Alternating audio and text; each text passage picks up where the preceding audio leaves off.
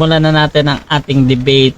At bibigyan ko ng 10 minuto sa unang pagpapahayag ang ating affirmative sa kanyang patutunayan that the doctrine of transubstantiation, mga kapatid, in the sacrament of Eucharist is biblical. Ano ba itong transubstantiation po? According to Douglas B. Moth, isang PhD, na dating protestante na ngayon ay katoliko na. The Catholic doctrine of transubstantiation states that the bread and wine at the moment of the consecration during Holy Mass actually became the body and blood of Jesus Christ. The change, however, is not detectable by the senses. So, ano pang sabi niya? Transubstantiation is an English term based on the Latin words for the process of change in substance, as transportation is for the process of changing location. In Catholic theology, transubstantiation indicates the change that the elements of communion undergo when they change from bread and wine into the body and blood of Jesus Christ. This change is utterly unique because the substantial change occur without any accidental change. Without the exception of some remarkable Eucharistic miracles, transubstantiation does not result in the change that is empirically detectable or scientifically probable. The doctrine is thus not believed because of any perceived change, but it is believed to be the best explanation for biblical statement that identify the communion meal with Jesus' body and blood in Luke 22:19-20, John 6:53-58, 1 Corinthians 11:26, as well as the testimony of the historic church. So, bakit naniniwala tayo na yung transubstantiation o naging real body yung ostia sa panahon ng Eucharist, no? Sapagkat walang anumang bagay na hindi kayang gawin ng Diyos sa Lucas 1:37. So diretso na tayo mga kapatid, 1 Corinthians 11:26-28. Sapagkat tuwing kakain kayo ng tinapay na ito at iinom sa kupang ito, ipinaghayag ninyo ang kamatayan ng Panginoon hanggang sa kanyang muling pagparito. Kaya ang sinumang kumain ng tinapay at uminom sa kupa ng Panginoon sa paraang di karapat-dapat ay nagkasala sa katawan at dugo ng Panginoon. Sapagkat dapat siyasatin ng tao ang kanyang sarili bago siya kumain ng tinapay at uminom sa kupa. So sa Griego mga kapatid, osteos an istenson arton, hi finito o potherion so korion anasios enokos estai so sumatos kaito ay matos to korion. So focus tayo sa enoxos estai ay matos. Sa Biblia, ang salitang nagkasala laban sa dugo ay nangangulugang pagpatay. Ang salitang ito ay makita sa Lumang Tipan kung saan sinabi ng Diyos, malaki ang pagkakasala mo dahil sa pagdanak ng dugo. Ezekiel 22:4 in RSV. No? Sa Bagong Tipan, sinabi ni Pilato sa 27:24 sa Mateo na makita ni Pilato na wala siyang magagawa at malaman pa'y magkagulo, nagpakwas siya ng tubig at naghugas ng kamay sa harap ng mga tao. Wala akong pananagutan sa dugo o kaya pagkamatay ng taong ito. So, paraphrase na natin ito mga kapatid. Ito'y pananagutan ninyo, sabi niya. Ang ibig sabihin nito ay walang kinalaman si Pilato sa pagkamatay ni Jesus. So, kung may nagkasala laban sa dugo, ito ay malinaw na ang biktima, ang mamamatay ay talagang naroroon sa aktwal na pangyayari. Sinabi ni San Pablo na tayo ay nagkasala laban sa dugo ni Jesus. Kung tayo ay tatanggap ng Eucharistia ng hindi karapat-dapat. Kaya sa ating pagtanggap ng komunyon o Eucharistia or sa English, Thanksgiving, si Kristo ay naroroon.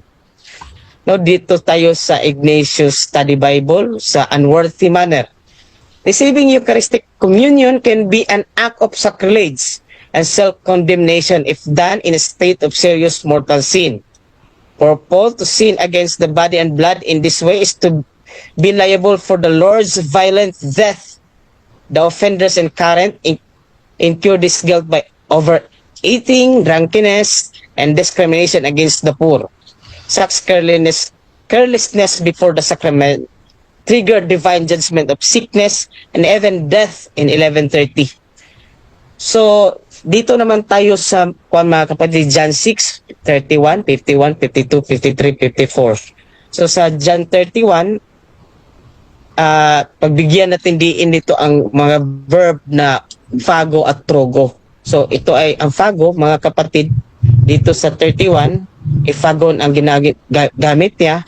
Sa 51, phagi, derivative din sa phago. 52, phagin. 53, phagi. Pero dito sa 54 hanggang pa, kuhan tayo sa Eucharistic discourse ni Kristo, ang kumain, trogon ng aking laman at uminom ng aking dugo ay may buhay na walang hanggan at muli ko siyang bubuhayin sa huling araw. So bakit nag-change agad ng verb na trogon si Jesus Christ dito? Kasi yung ang pago kasi mga kapatid ay ginagamit bilang literal at figurative. Pero ang trogon, mga kapatid, ang ibig sabihin is pagnguya, chew. So, hindi kailanman yan ginagamit bilang figurative sa ating Greek na New Testament. And even, it is admitted that even in the Old Testament na Grigo. So, ito ang ebidensya, ang phago natin is 31:15, literally or figuratively. Pero yung trogon natin, verb meaning chew or gno. It is used 5 times in the 4th gospel, yung literal na trogon, and only once elsewhere in the New Testament. Greek literature used it to describe the feeding of animals such as moles, pigs, cattle, and in some cases for human eating. In John, the verb is used 4 times in the second half of the Bread of Life discourse. In 54, 56, 57, and 58 in John 6. This marks a noticeable shift in Jesus' teaching, which up until 6:54 of John made use of more common verb for eating, Greek estio, no? The change in vocabulary marks a change of focus and emphasis from the necessary of faith to the consumption of the Eucharist. The graphic and almost crude connotation of this verb thus adds greater force to the repetition of these words. Thus we express our faith by eating in a real and physical way. His life-giving flesh and the sacrament. So, study Bible po ng Ignatius. So, bakit hindi po ito figurative, mga kapatid? Kasi kung magbibigay si Kristo na mahirap na talata, mag-explain siya. No? Si John. So, dito naman tayo sa Church Father, mga kapatid. So, The Faith of Early Fathers by William E. Sargent. Quote niya si Ignatius of Antioch sa Letter of Smyrnians, chapter 7:1. They abstain from the Eucharist and from the prayer because they do not confess that the Eucharist is the flesh of our Savior Jesus Christ, flesh which suffer for our sins and which the Father in His goodness rise up again.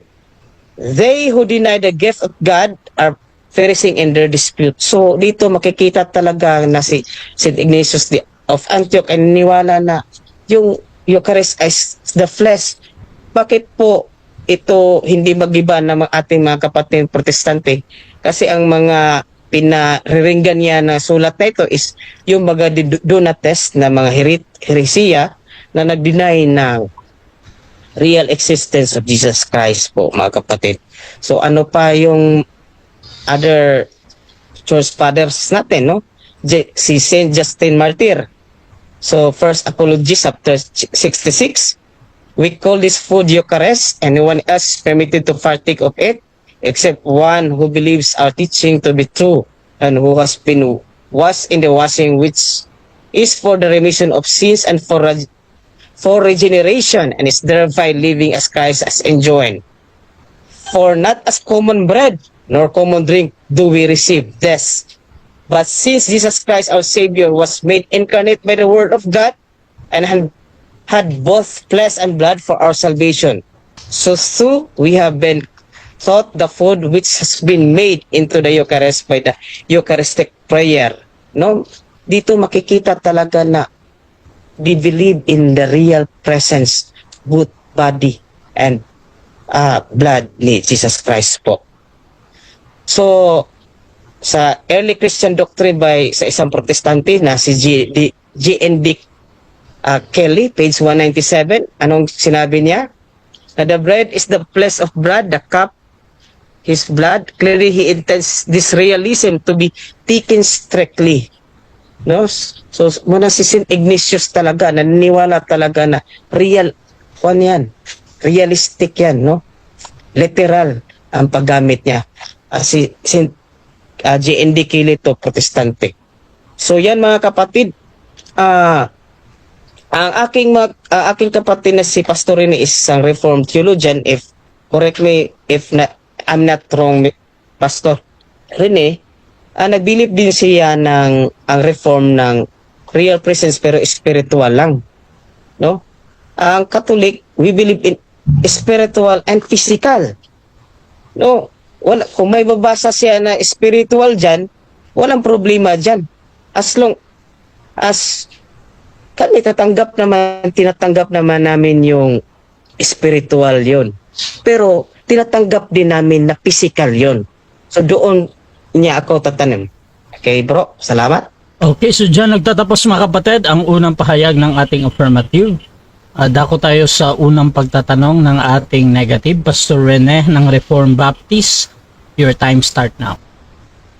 Okay, Brad. Okay ba ang signal ko dyan? Malinaw ba? Okay po, Pastor. Okay, so una kong katanungan, Brad, G1. Excuse me, wait lang. Doon sa sinabi mong Greek word na trogen, are you claiming that trogen always means literal chewing in Greek literature? In New Testament po, Pastor, at sa Always talaga, always talaga.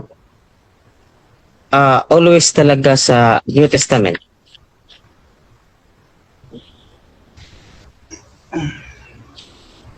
Sa New Testament. All right. Can you cite a lexicon, BEDAC or LSG, that denies metaphorical usage?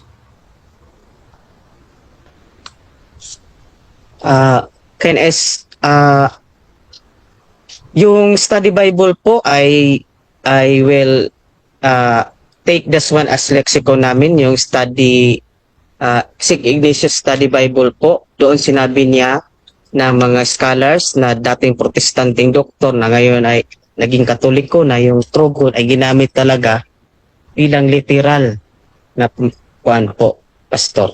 Next question. Bilang literal na pagkain. Next question, 26.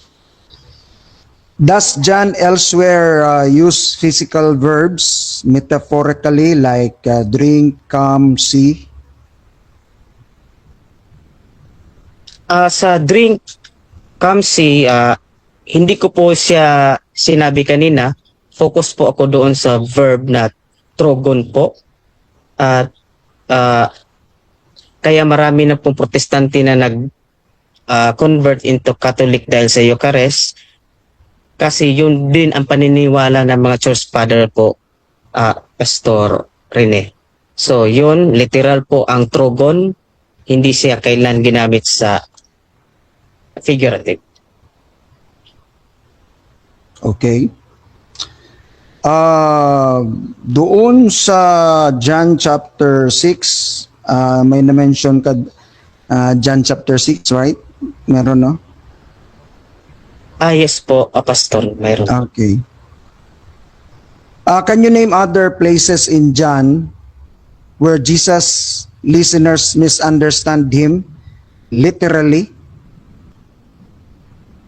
Meron ka bang Yun kanina naalala yung sa yes.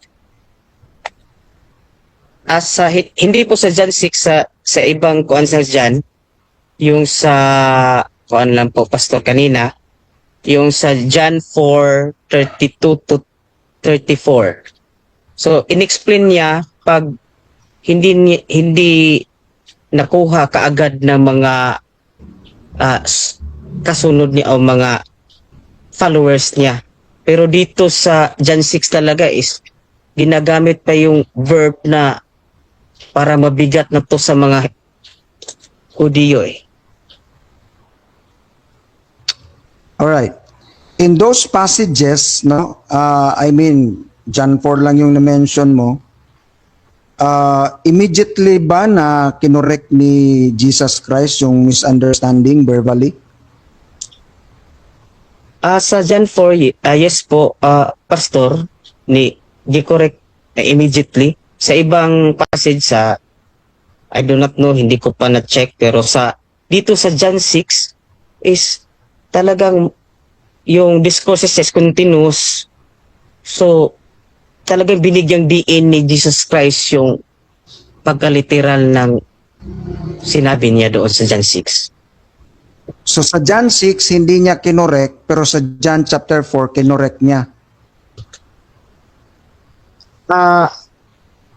Sa John 6, sa John 4, kinorek niya. Sa John 6, hindi niya kinorek, binigyang diin pa niya. Ginamit pa yung mga verb na talagang literal. No? Okay. Po. Dahil John 4 lang yung na-examine mo, bro, doon sa John chapter 2, hindi mo ba nakita yon? Hindi mo ba na-examine yun? Kasi kung isa lang i-examine mo, kulang yung evidence mo, kapatid, ano? Hindi mo pa nabasa yung John chapter 2. Nabasa ko yung John sa chapter 2 pero hindi ko na yung pinagbigyan ng emphasis kasi doon ako sa verb na trogon. Hindi ko naman nakita doon sa John 2 yung trogon na ginamit bilang figurative kasi hindi yan makikita sa New Testament. Talagang literal yan. So yan po, yan lang po pastor para makipagdiin ako na kung may ibig sabihin si Jesus Christ, explain niya. Pero dito is literal talaga yung ibig sabihin niya. So, okay. So, bakit kaya hindi niya kinorek yung mga maling pag-iisip doon sa John chapter 6? Mr. Moderator, objection.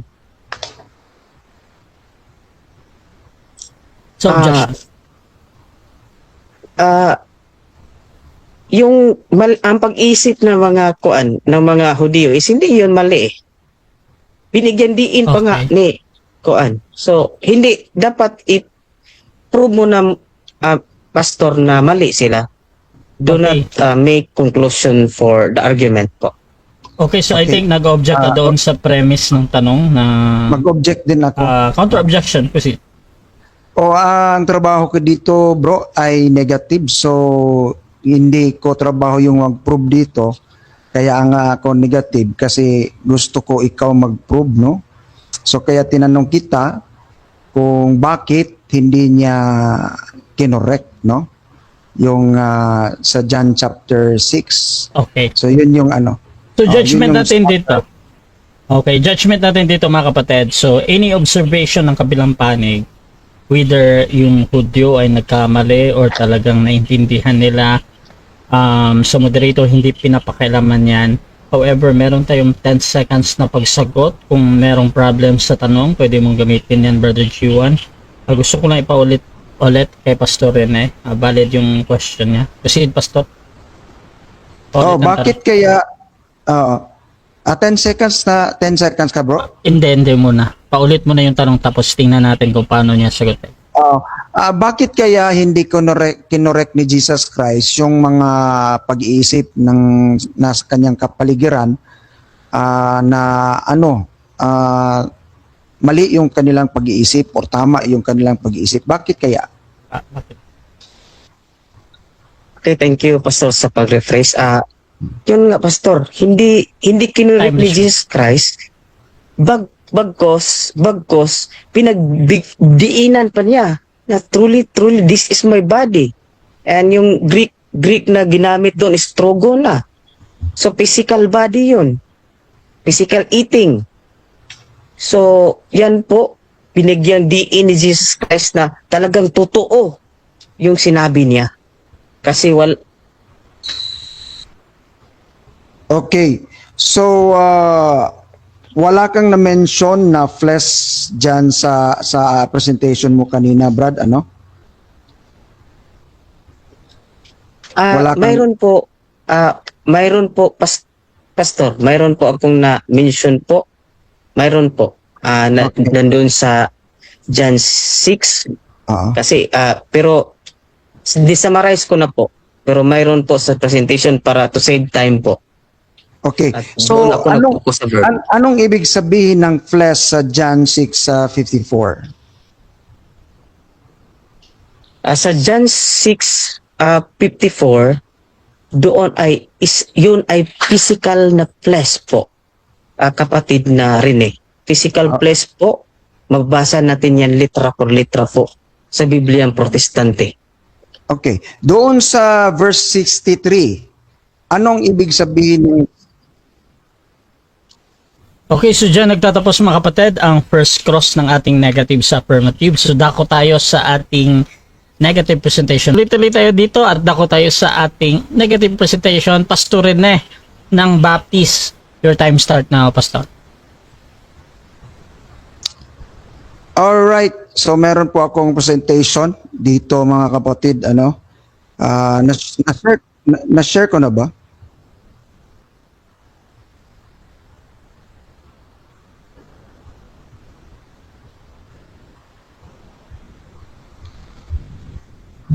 Ayan, okay na ba? Select. Yan, Pastor. Proceed.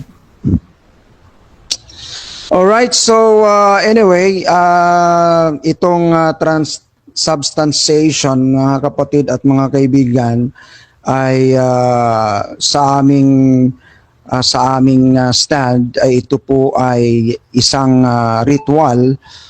Sa amin tinatawag itong Lord's Table, no? Ano din ito?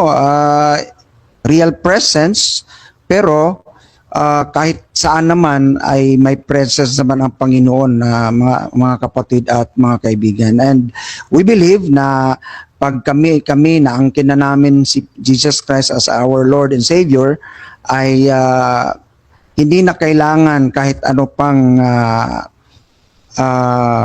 symbol or whatever it is, as long as si Jesus Christ ay nandoon sa aming buhay, ano, mga kapatid, mga kaibigan, no? So yun po ang aming paniniwala.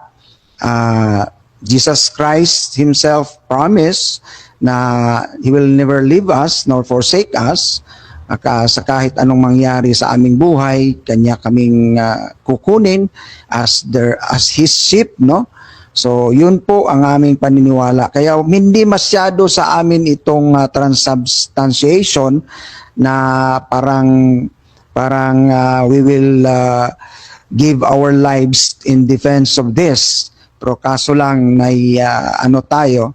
So, we will just ask and present our tawag dito, stand. Alright? Now, kanina tinanong ko, sayang lang, no, na naputol. Kasi po, ang salitang flesh, tinanong ko sa kanya, sabi niya real flesh yung una, no? So, ang pangalawa, hindi lang niya nasagot kasi nag-time na. Pero alam ko sa kanila, ang flesh dyan, is nothing, according to verse 63. So, kung flesh yun na literal, ay alam ko na wala na talaga ang kanyang argument. Kung ang real flesh ang doon sa 54, tapos mag-real flesh siya dyan sa 63, ay wala na ang kanyang argument, no? Kasi flesh is nothing according to verse 63. Oh. So alam ko na human reasoning ang kanilang ano diyan, mga kapatid, mga kaibigan, ano? May nakausap ako, may nag-research ako. So ang kanilang reasoning nila diyan, ang flesh nagiging human reasoning. Now, tinatawag ko yung fallacy of equivocation, kapatid, ano? Kasi ang definition ng fallacy of equivocation, when a keyword or phrase, single word in an argument is used with more than one meaning, it is an illegitimate switching of the meaning of a term during the reasoning.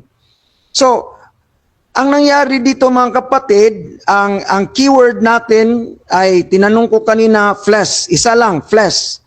Direct context, immediate context, kasi doon ako train immediate and direct context. So napakalapit lang, 54 saka 63, tapos nag-change ka agad. So, real flesh, tapos human reasoning na. Oh, sa 6:56 pala, he that eats my flesh, kung totoo yan, real flesh yan, and drinks my blood, dwells in me. Pagdating sa 63, ano ang flesh dyan? Flesh profits nothing. O, ang sabi ng Bible. So kung ganun pa rin sana ang iyong argument or iyong reasoning or meaning, kung isa lang sana, hindi ka mag-change, wala na, talo na, kapatid at kaibigan, ano, doon sa John chapter 6. Kasi nga, flesh profits nothing, no? It is the spirit that quicks, the flesh profits nothing. The words that I speak unto you, they are spirit and they are life.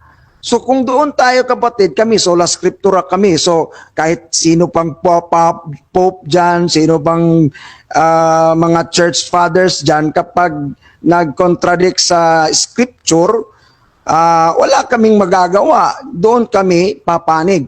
Sabi nga ni Pablo, kahit sino pa dyan, no? Kapag nag-preach another gospel, kahit kami, angels, let them be anathema. Si Pablo nagsabi niyan mismo, no? Kahit kami, sabi niya. At sabi ni Pablo na avoid, mark them which cause divisions, contrary to the doctrine that has been taught. So, yun mga kapatid, mga kaibigan. So, sinabi ito ni Jesus Christ, flesh profits nothing. Pero ang lusot dyan, mga kapatid, they will go to human reasoning. So, nag-change ang flesh into physical, literal flesh, into a human reasoning. O anong nangyari? That is fallacy of equivocation, mga kapatid at mga kaibigan. So that is the meaning of the fallacy. Now, sa amin kasi sa John chapter 6, simple lang, hindi namin ginugulo mga kapatid, no? Kagaya dyan, pag nag-fallacy of equivocation ka, ang direct result niyan, division. O anong nangyari? Nagkagulo yung nandun mismo sa passage. Wala sila, nagkagulo sila. Bakit nga?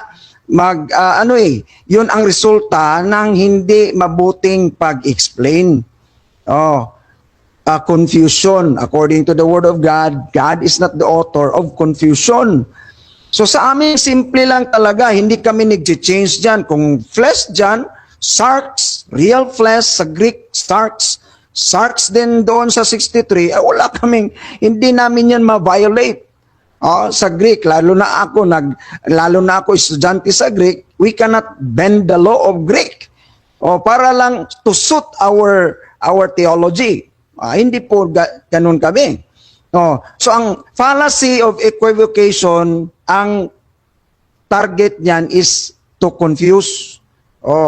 Ito simple lang aming presentation sa John chapter 6. Jesus Christ said, John 6:35, ang coming believing John is equivalent sa eat and drink. Ang John 6:54, eat flesh, drink blood, eternal life. Yun. Ang John 6:63, flesh, nothing, Word Spirit equals life. Now, ginagamit namin dito ang reduction of redundancy. O, yung pag-redundant na kasi ang verse, hindi na pwede yan. Example, redundant dyan. Sabi dito, flesh is nothing. In other words, wala na yung flesh. O, tingnan nyo. E di erase na natin yung flesh. Pag walang flesh, wala nang blood, no? O, ayan. O, para masimplify mo, anong message talaga? Ngayon, may redundant dyan, eat and drink. O, kukunin natin ang eat and drink. O, ayan. Kasi nagrepresent siya sa coming and believing. Now, ano pa ang redundant? Ang word na life. O di kunan natin ang life. So, anong naiwan? Coming, believing. This is very simple presentation. Coming, believing, the words and spirit equals eternal life. When you come and believe to the words of Jesus, to the Holy Spirit, you have eternal life. That is the message from Johannine message from John chapter 1 up to the end. And even, mga kapatid, mga kaibigan, sa mga theological presentation ni Apostle Paul, when you believe, when you come, and listen to the Word of God, and receive the Holy Spirit, you have eternal life. Yun ang presentation na simple lang. Hindi namin ginagawa yung mga fallacy of equivocation dyan na ang flesh, i-change mo. Pag natamaan ka dito, i-change mo yung ganon. Pag sabi context, pag pumunta sa context, isolation of context. Dito naman tayo. Parang hindi ganon, kinu-confuse natin. Kasi pag nagbasa kami ng Bible, letter kasi yan, letter to the Corinthians. So doon muna kami sa direct, immediate context. Ganon tayo magbasa ng sulat eh. Hindi ba, basa ka dito, kuha ka naman ng sulat, basa ka na naman, kuha ka naman ng sulat. Hindi ganon ang pagbasa ng isang letter. Basahin mo muna ang direct context bago ka pupunta doon sa isolate context or remote context. That is how I was trained sa interpretation sa Bible at saka sa Greek grammar and syntax, mga kapatid at mga kaibigan. No. So, yun mga kapatid at mga kaibigan ang importante doon. Now, ang transubstantiation kasi nagportray siya sa unloving and unjust shepherd. Bakit? Ganito kapatid, di ba commanded ang Old Testament people not to eat blood and kill and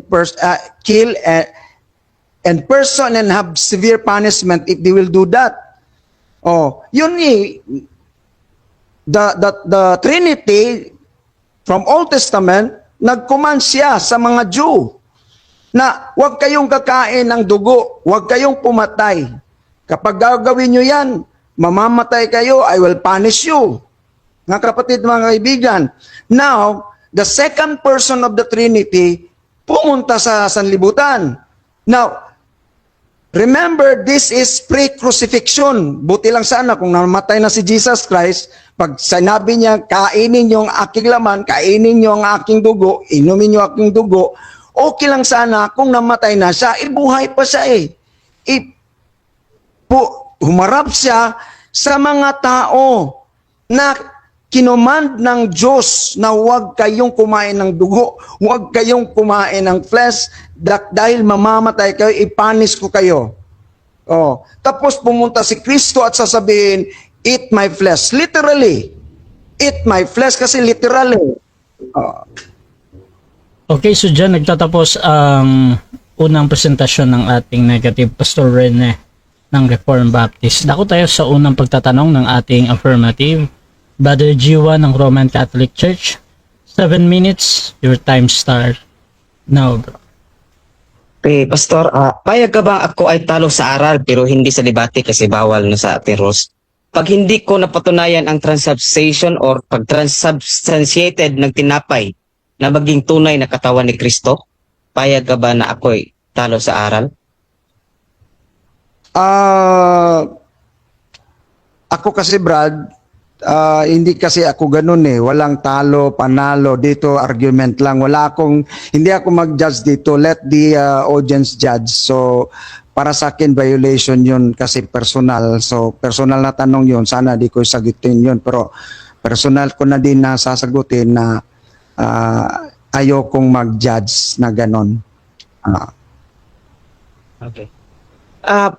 Payag ka ba, Pastor, na kung na ikaw ay talo sa aral pag nabasa ko sa Biblia ang transubstantiated na ang tinapay ay magiging katawan ni Kristo? Sang-ayon ka ba na ikaw ay talo sa aral pero hindi talo sa debate? Sa rules ni Rasha TV, parang di mo pinapahintulutan yung ganong mga, Brad, no? Talo ka na, mga ganon. Sa aral man. Aral. Okay.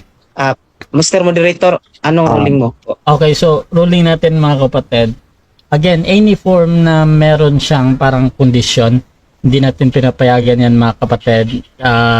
Baka kasi mag-agree yung kabila at mag-contest pa kung talagang natalo or nanalo. However, proceed pa din, Brother Juan. Okay, so Next question. next question po. So, pag nabasa ko sa Biblia, yung ang katawan ay nag-transubstantiated into yung tinapay naging transubstantiated na maging tunay na katawan ni Kristo, yung tinapay. Sang-ayon ka ba na ikaw ay nagkamali? Time stop. Again, yung mga ganun na tanong bro na pag or kung Okay. or paano. So Sige po. any Sige. mga ganun bro, hindi ko talaga pinapayagan yan. So you can rephrase naman. Proceed bro. Refresh po. So anong masasabi mo rito, Pastor Rene? May mababasa ka ba sa Biblia na hindi transubstantiated yun? Meron ba? Yung tinapay na naging katawan ni Kristo, hindi yung transubstantiated, litra po litra, mabasa ba? Wala kang mabasa doon sa binigay mong passages unless meron pang bago. Let's examine the context. Tingnan natin kapatid kasi pag sinabi mo yan tapos yung context iba naman. So let's just cross the bridge when we are there.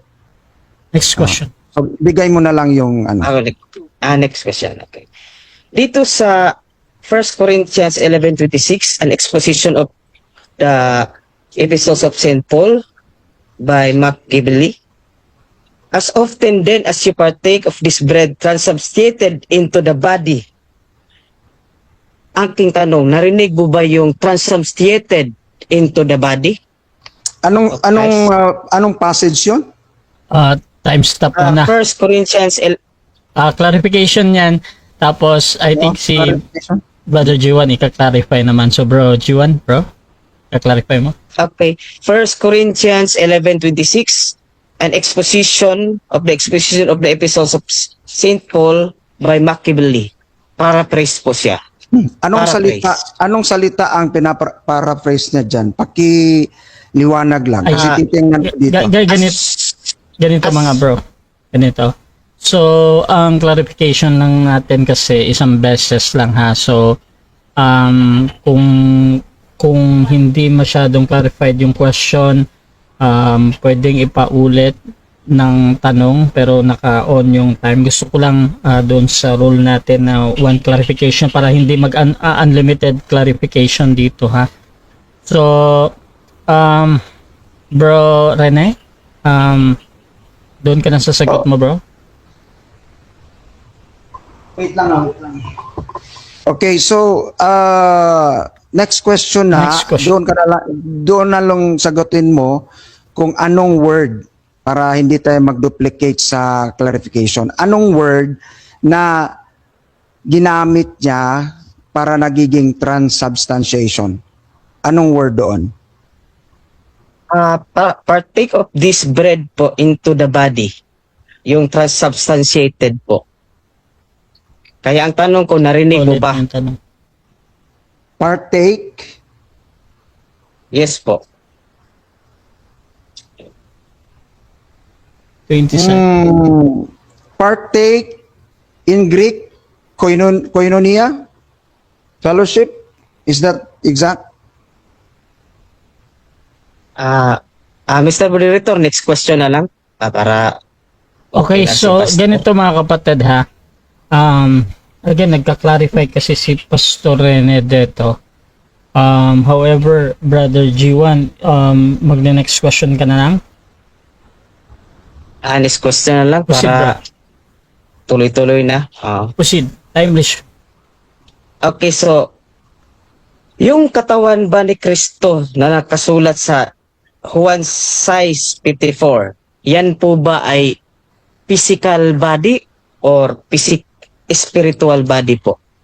Physical body. Isang sax, physical body po yun. Yung flesh doon sa John 6, Thank you po. physical yan. Okay, thank you. Thank you po. Next. Kung ang tinapay po ay simbolo lamang sa katawan ni Kristo sa Juan 1 Corinto 11:27, maaari ka bang magbigay na iba pang talata na nagpapatunay na ang pagpalapastangan o kawalang galang sa isang sagradong bagay ay isang kasalanan laban sa katawan at dugo ni Kristo? Objection, Mr. Moderator. Ako negative dito, no? So, hindi ko trabaho ang magpapatunay o magbigay ng kahit ano. So, siya ang magpatunay dyan. Scrutinize lang ako sa kanyang mga sasabihin. Okay, so nag-object dito doon sa nature ng question dahil sa paghahanap, hinahanapan siya, hindi daw siya dapat hanapan dito. Bro G1, meron ka bang counter objection? Yes po, counter objection.